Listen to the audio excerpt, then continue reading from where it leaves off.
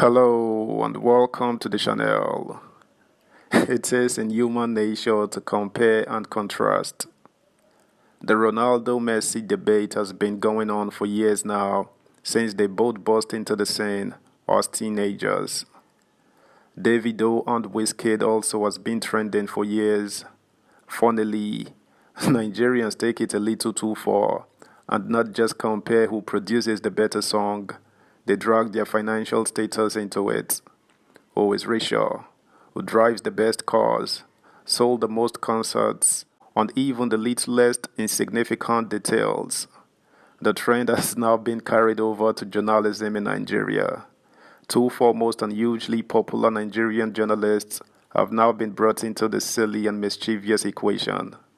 Channels TV's Seun Okinbaloye and Arise TV's Rufai Oseni. Who is the best between the two? Well, don't ask me. I only read the news. Subscribe, like, share, and comment. Thank you. Partisan comparisons of Channel TV's Seun and Arise TV's Rufai. In the last few weeks, I have read multiple impassioned and tendentious comparisons of Channel TV's Seun Okinbaloye and Arise TV's Rufai Oseni on social media. While Peter Obi supporters describe Oseni as Nigeria's best broadcast journalist alive, Bola Tinubu supporters say Oseni isn't worthy of being called a journalist because he not only isn't a trained journalist, he is also an unabashed trafficker in partisan, dogmatically self-opinionated advocacy on behalf of and against certain political points of view. Partisan arguments over the quality of Oseni's journalism for some reason often degenerate into odious comparisons of Oseni and Okinbaloye.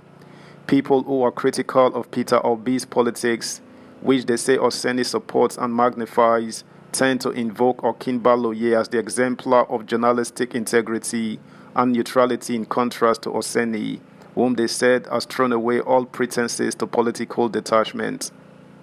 It quickly became apparent that people who sing Oseni's praises are overt or covert Obi supporters, and those who are censorious of his journalism are overt or covert Tinubu supporters.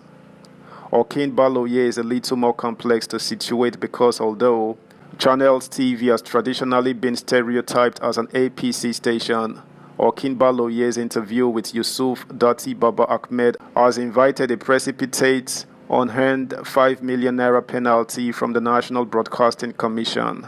Plus, Okinbaloye has had some pretty no-holds-barred, bare-knuckle interviews with APC apparatchiks. By the way, punishing Channels TV for what a guest said in its live news show doesn't show that the NBC understands the changes that have taken place in the broadcast industry. In pre-planned news packages, news is a product, but in live broadcast, news becomes a process. Products can't be controlled, processes can't.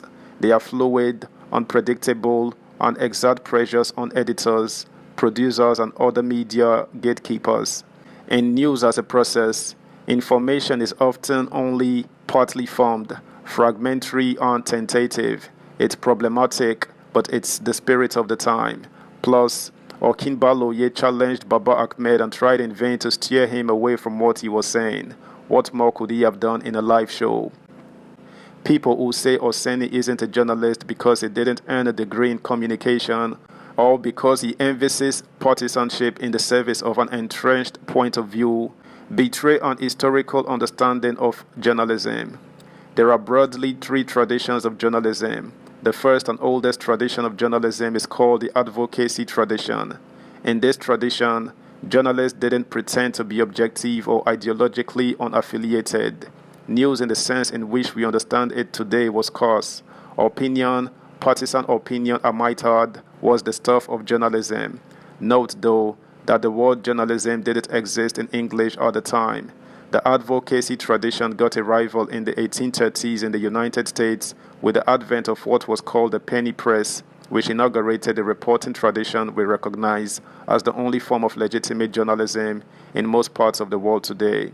Incidentally, it was in 1833 that the word journalism emerged in English for the first time, after a reviewer of a book about journalism in French titled Du journalisme translated the French journalisme to journalism and remarked that such a word was solely wanted in the English language. The review appeared in the Westminster Review.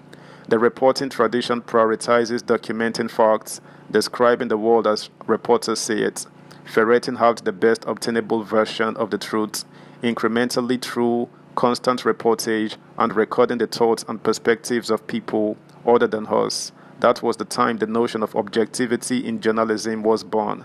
It was conterminous with the growth and reification of the scientific method called positivism in social science scholarship. Positivism is the idea that it is possible to develop a science of society using the methods of physical sciences like physics and chemistry. There has never been any expectation in the history of journalism that opinion should be objective. In fact, objective opinion is a silly oxymoron. If it's objective, that is undistorted by personal dispositions, emotions, bias, etc., then it is not an opinion. Opinions can never be objective, only facts can. Opinions are by nature subjective and idiosyncratic. Being opinionated doesn't delegitimize people from being journalists. That's the first kind of journalism the world knew before the reporting tradition came less than 200 years ago. News hosts are becoming just as central as the news they read, leading some scholars to opine that what we are seeing now in television is more influencism than journalism, but it is actually journalism returning to its roots in different formats. From the perspective of the repertorial tradition of journalism, neither Okinbaloye nor Oseni would be regarded as journalists now. The requirement to be a journalist in this tradition, as I pointed out before, is to do original reporting, to go out in the wild, to ferret out information, verify facts, capture images and sound bites, freeze moving images and quotations for archiving in the storehouse of history in a hurry. That journalism is. But from the perspective of advocacy journalism, which preceded repertorial journalism by centuries, they are. Journalism is now a continuum that stretches from views to news and from facts to opinions. The partisan leanings of Arise TV and Channels TV are also consistent with the early history of journalism, which has recrudesced in full force in the past few decades, even in the United States where objective journalism was birthed. Journals of opinion, opinion shows, television talk shows, the daytime TV talk format, on-air commentary, etc. are now more popular than straight news. That's the reality of our time. This piece was written by Farouk Berogi. Bye for now.